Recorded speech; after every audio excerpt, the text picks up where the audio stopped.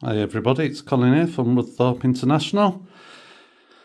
Well, I've done some stonewalling in Japan. It was what I showed you a couple of weeks ago, what I got from the Doncaster show. I've painted them up, stuck them together, so I'll show you that. And then I've just thought, that again, just haven't had time to do much else, but that has taken time doing those. And I'm having to get the video done a day earlier, so that cuts another day out where I can do other things. And I thought I'll just have a few engines, do a start up and pull away, hearing the different sounds of different countries. Haven't got any Japanese sound trains yet, but that'll come in time. Put on 3 different countries, and so I hope you enjoy. Well, I showed you maybe 3 weeks ago these resin blocks I got. These. Anyway, I decided to colour them and get them stuck together to see if I can, if I like the effect. And I think I definitely like the effect. Did a lot of, done some research. Japan has a lot of black stones. That's why I put some bits of black on, the bigger ones. And they do have a lot of grey stone over there. They do have other colours, as in more stony colour, but they seem to have a lot of grey. So I've put on there to see if I can, like I say, live with it and like it. I'm going to put a capping on, but I need to get to a machine to cut the card. So, and then I can mark the top to make it look into caps and paint it. But that's not fixed. It's just temporary stuck up. All I've done is I've got these bits, cut them down to the size I wanted, painted them all separate, well, fitted them first, because the ends, if you can see on that, they're not square. If anything, they go the other way from the face. So I fitted the joints, and I think they've come out okay. I'm quite happy with that. And there's some weathering to go on and stuff, but not until they're in place. And then once I painted them, I stuck them together on the back just using paper. Did each one independently. Put half a paper from, say, there over to here. Glued it onto one side. Just use super glue. This piece here, I tested the super glue, and that's just touching where it touches, and it's okay. So I knew super glue sticks that, and it stick to paper, and then just did each one separately until I got my 6 what I'd painted. Interesting that one there was done exactly the same, but it's turned out slightly different. And we decided that it was better to leave it like that than try and do a fresh piece because of trying to get the colours. But what we're going to do is put some broken cappings on, and maybe just put a small amount of bush growth, because it can't go right down to the bottom. It's just, there's not enough space, but there's a little bit we can just put on top, and then it's, it's to if it's had some run marks on it. Again, there's not that much room for it, but there's enough for a small bush, and broken cappings. So that's the plan, and the ballast in Japan is going to be grey, but not forgetting it's going to be covered in snow, but only finely over the track, because as the trains go over it, the they pull it off and blow it off kind of thing with the movement of the train. But the rest of the country will be covered in snow. So we decided, well, that's just going to have to be nature, is that? And I wanted just some different colour bits of stone in what haven't turned grey as stone does. But I love the texture on it. I love card paper, but there's just no texture to it. And I know I may never touch it, but like if I'm filming, you know, down here, you just see each little bit stuck out and stuff.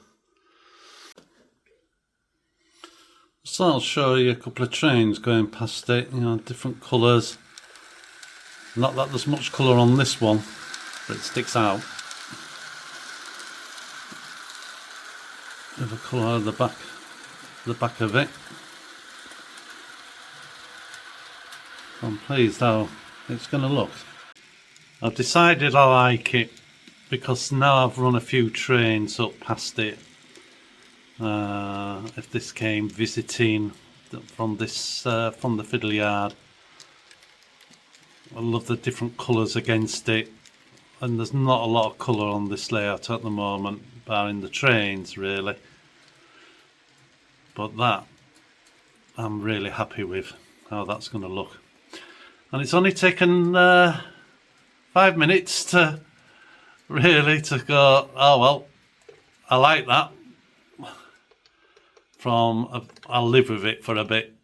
But like I say, just running the trains has made a huge difference. Right, I thought I'd show this one for the Americans. Let's see what this sounds like.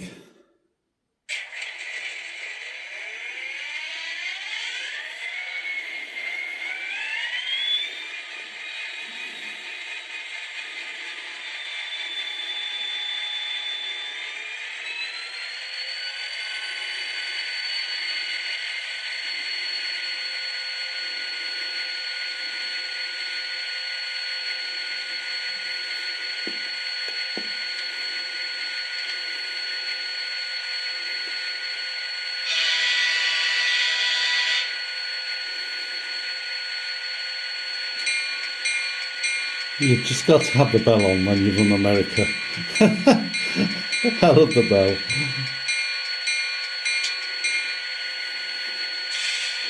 Let's see it move off.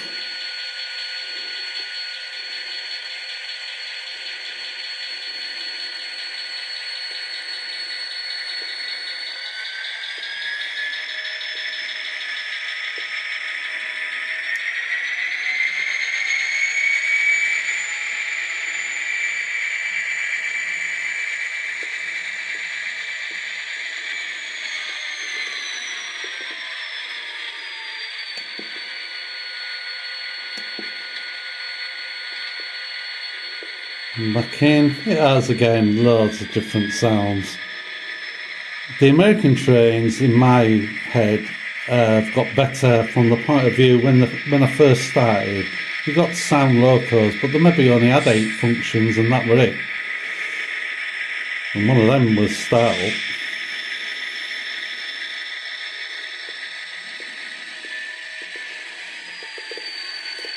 And that's a bonny little engine, is that?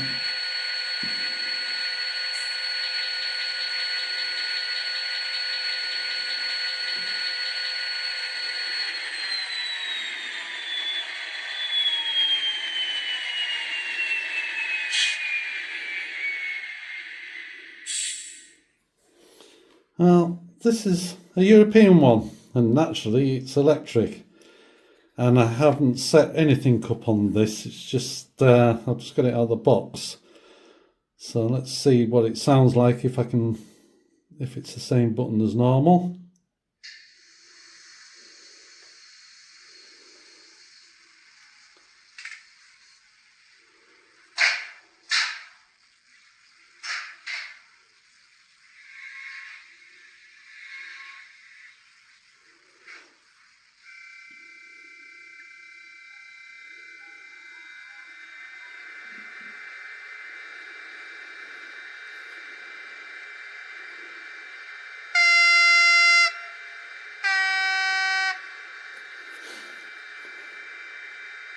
And let's see it move away.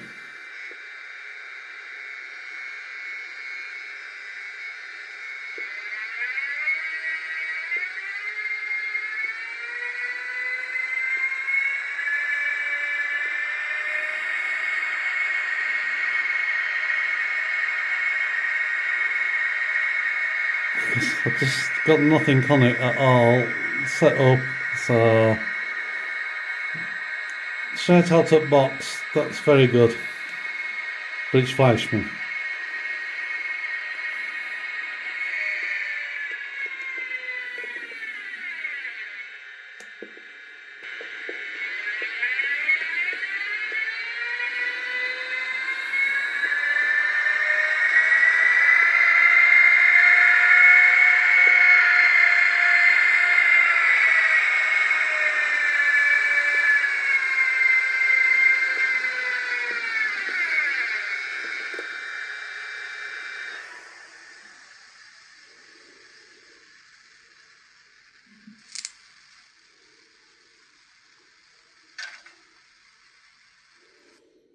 I love the sound of where the pantographs come off the actual electric current, of the overhead cables. It does that. Just love that.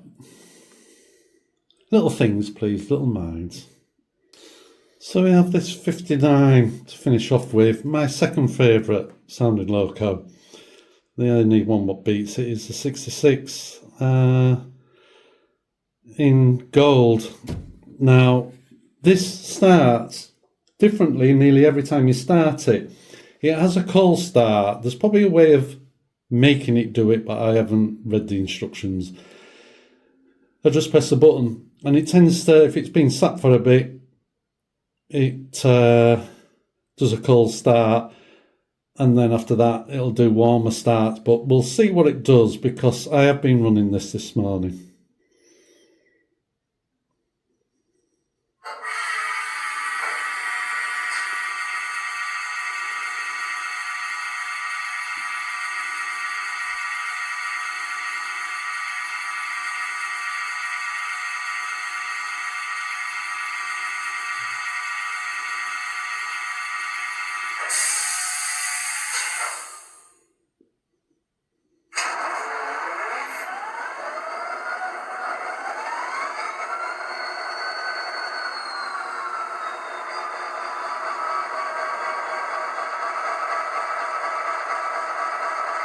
Yeah, and that's the colder start, or first start of the day.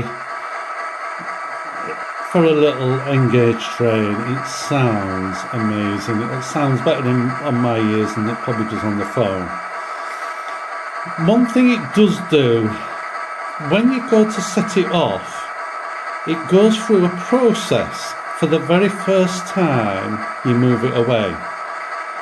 It's like valves are adjusting and stuff like that. And then after that, it never does it again. That does slightly confuse iTrain. And I've just got to work out how to stop it or for iTrain to cope with it.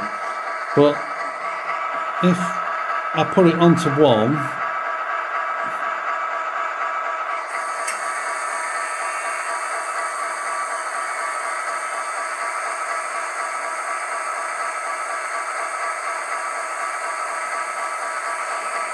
and it's still on one.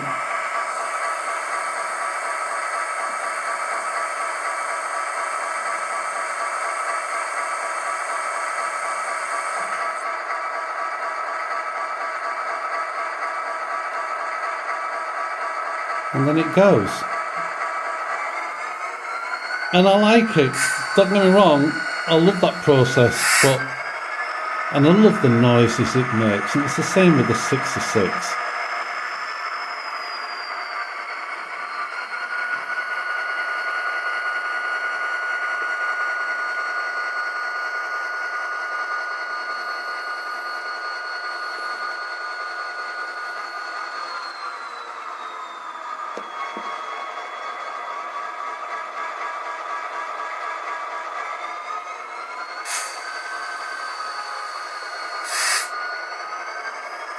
But that hissing, that's heaven to me, is that? Really is. They've really done a good job. And hopefully I will get more of these, of different liveries.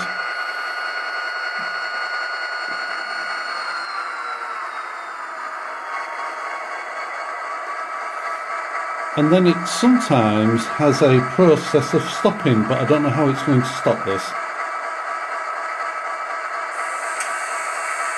This is the process of stopping.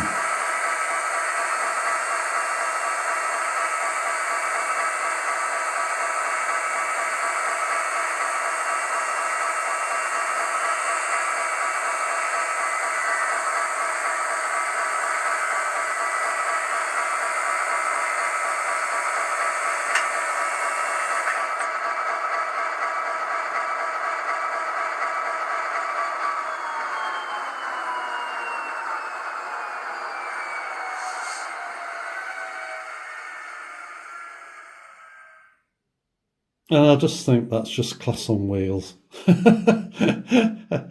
All I can say is Revolution train, well done. That, for me, is perfection.